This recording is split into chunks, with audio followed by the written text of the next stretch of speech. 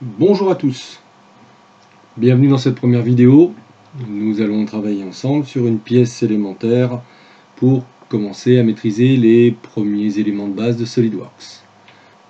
Notre pièce va être celle-ci, donc une pièce à base parallélépipédique avec une cote d'encombrement générale de 120 par 88 par 40. Nous allons ensuite réaliser les deux cotes ici, 75 et 45, qui nous donneront le 120, le 60, le 40, le 51, le 30, avec le 22 et le 28 qui sont ici. Petite remarque concernant les cotes, ici la cote entre parenthèses est une cote obtenue, ce n'est pas une cote à réaliser, elle est obtenue en fait grâce à la cote de 75 et la cote de 45, qui sont celles qu'il va falloir programmer ensuite. Donc pour démarrer, nous allons commencer sur un plan de face. Nouveau, pièce, OK.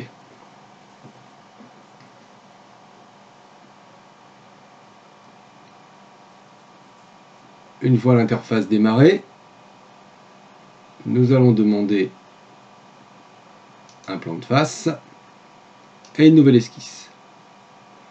Sur ce plan de face, je vais réaliser un rectangle par son centre pour lequel je vais coter la hauteur de 88 de mon rectangle et vu que c'est une cote obtenue, cette cote là je ne vais la mettre ici qu'en longueur non verrouillée et je verrouillerai ensuite le reste. Ensuite je vais réaliser mon encoche, donc deux segments comme ceci, ajuster les entités, j'enlève ici pour réaliser mon encoche et je réalise ma cotation. La cote de hauteur ici de 20, la cote qui me donne la dimension de ma rainure en partant de la face inférieure de 51 et enfin la cote ici de profondeur de ma rainure de 22. Ensuite, la partie, l'encoche supérieure, comme ceci,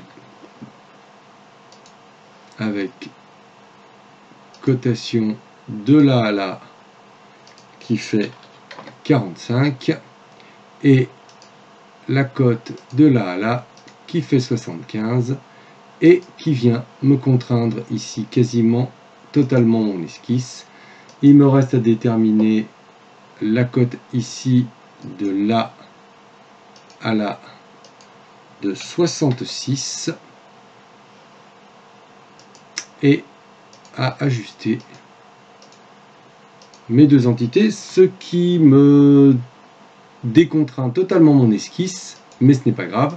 Il suffit à ce moment-là, alors il y a plusieurs possibilités, personnellement j'aime bien cette méthode-là, je mets juste un trait de construction qui remplace les deux éléments que je viens d'enlever.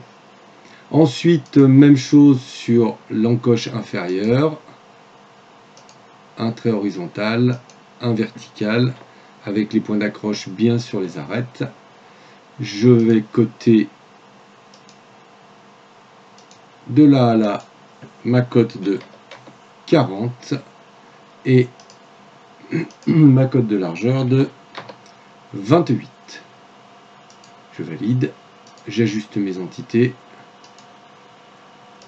voilà. Et l'autre façon de faire pourrait être simplement de dire que ces deux éléments qui sont là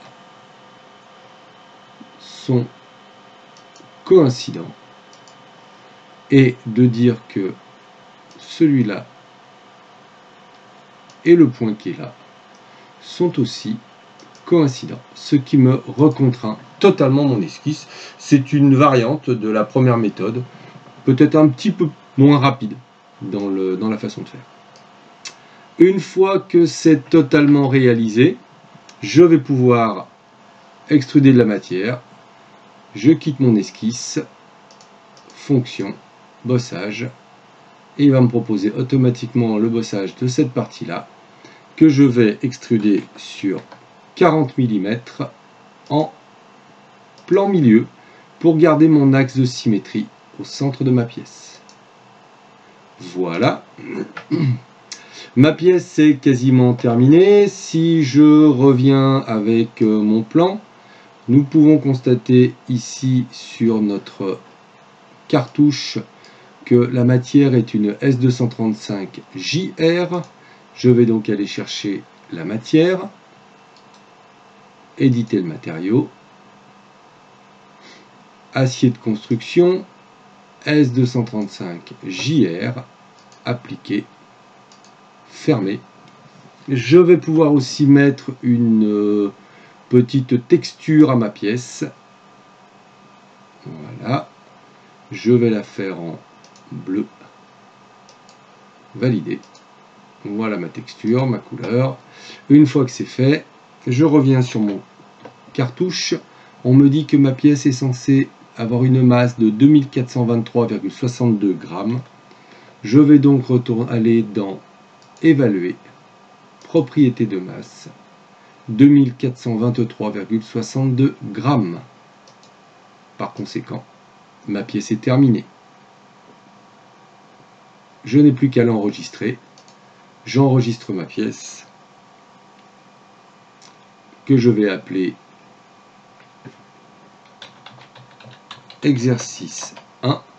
Un conseil, évitez de garder le terme pièce 1, pièce 2, sinon dans vos dossiers, vous allez avoir des dizaines et des dizaines de pièces 1 et de pièces 2, et le jour où vous chercherez une pièce, eh bien, vous ne la retrouverez pas facilement. Enregistrer. Et c'est terminé.